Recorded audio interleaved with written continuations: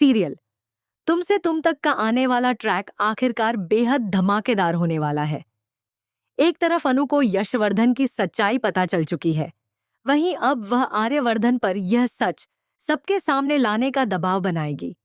आर्यवर्धन के पास भी अब इस सच्चाई को ज्यादा समय तक छिपाने का कोई रास्ता नहीं बचेगा।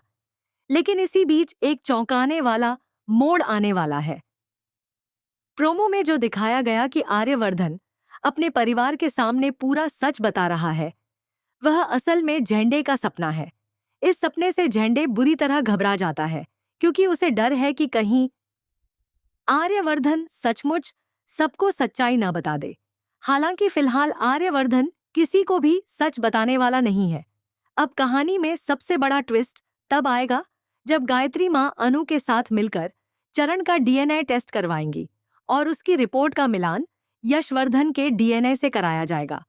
इसके बाद यह साफ हो जाएगा कि वह चरण नहीं बल्कि यशवर्धन ही है। यहीं से कहानी एक नए मोड़ पर पहुंच जाएगी।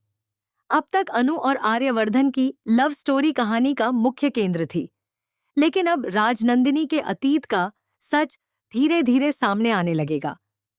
आखिर अतीत में क्या हुआ था, यह राज खुलते ही एक एक करके सभी परतें हटेंगी। झंडे भी फंसेगा, आर्यवर्धन भी मुश्किल में आएगा और यह सच्चाई सामने आएगी कि आखिर यशवर्धन के साथ क्या हुआ था। वह झंडे से इतना डरकर क्यों भाग रहा था? आखिर आर्यवर्धन और झंडे से उसे इतना डर क्यों लगता है? इन सभी सवालों के जवाब आने वाले एपिसोड्स में मिलेंगे। यशवर्धन को सब कुछ याद है, लेकिन वह इतना डरा हुआ है कि किसी के सामने सच बोल नहीं पा रहा।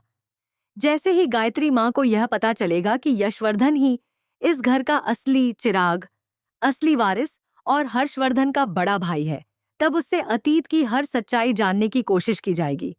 जब पूरा सच सबके सामने आएगा, तब आर्यवर्धन का अब तक का झूठ और उसका नकाब पूरी तरह उतर जाएगा।